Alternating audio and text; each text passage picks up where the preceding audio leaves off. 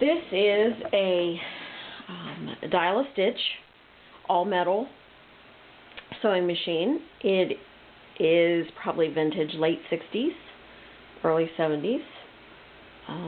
There's no plastic parts, no plastic gears. It has a 1 amp motor. Basically it's 0.8, but everybody rounds that up to a 1. It's a basic sewing machine with straight, zigzag, and blind stitch, and it also has an automatic built-in buttonholer there on the top, and of course the bobbin winders there, and then you have a three level feed dog. It has reverse, and you can also do creative embroidery with this machine.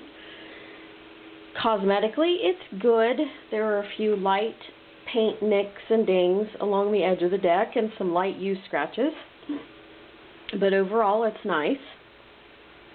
It's easy to use, which is a good thing because I don't have a manual for this model. I'll try to find one online and provide the link for a download, but I don't know that I can find it, but I will do my best.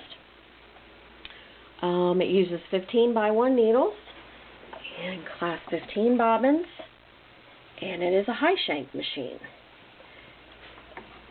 And included with it are some bobbins, needles, screwdriver, buttonhole foot, satin stitch foot, hammer foot, and I think that is a cording foot, that other funky foot there.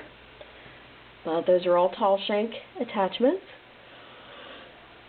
And the bobbins and needles can be bought at any Walmart, Sandtalk, Joann Fabric, or anywhere that stocks basic sewing supplies. Nothing fancy or expensive needed to operate this machine. I'm going to show you a few things. Now, just because it has a 1 amp motor, it is pretty strong. And of course the all-metal construction helps this out. Alright, this is just a 2-layer sample. It's a very quiet machine.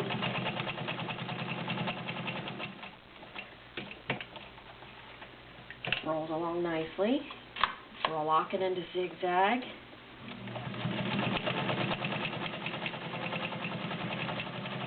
A nice consistent zigzag.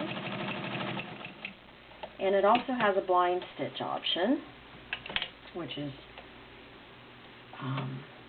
accessed by just flipping a little lever. And the width must be left at 0 for the blind stitch to engage.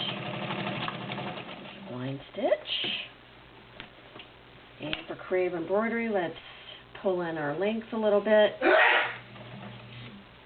Oh, gotta turn off blind stitch. And for creative embroidery, you just widen out your stitch while you're sewing. You need to make a pattern.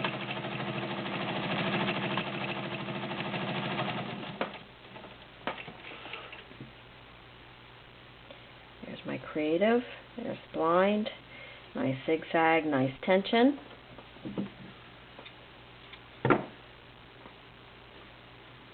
Somehow, okay. Alright. 2, 3, 5 layers of denim. I am using a size 18 needle.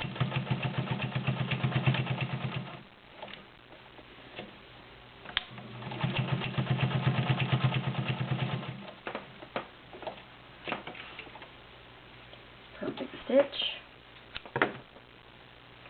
10 layers of cotton.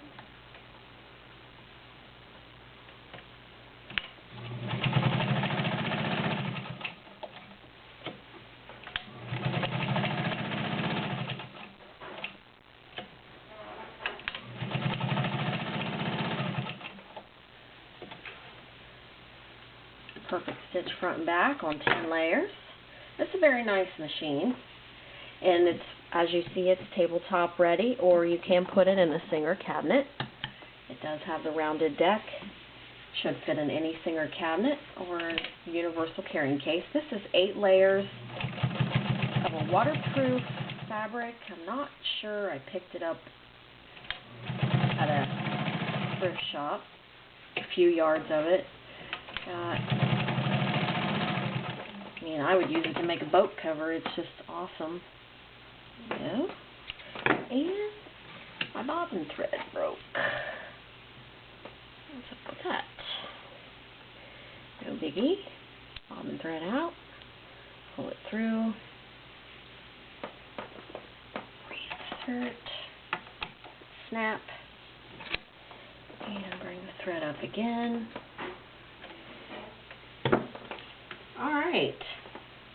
How about 8 layers of very stiff embroidery if you'd want to do a really nice chair. It's pretty stiff stuff.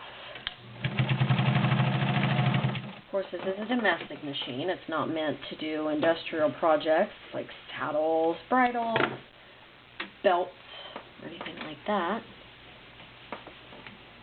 But it will do some heavy-duty domestic projects. This is 6 layers of just a woven fabric upholstery. And as you notice, I'm not messing with the tension as I switch between fabrics.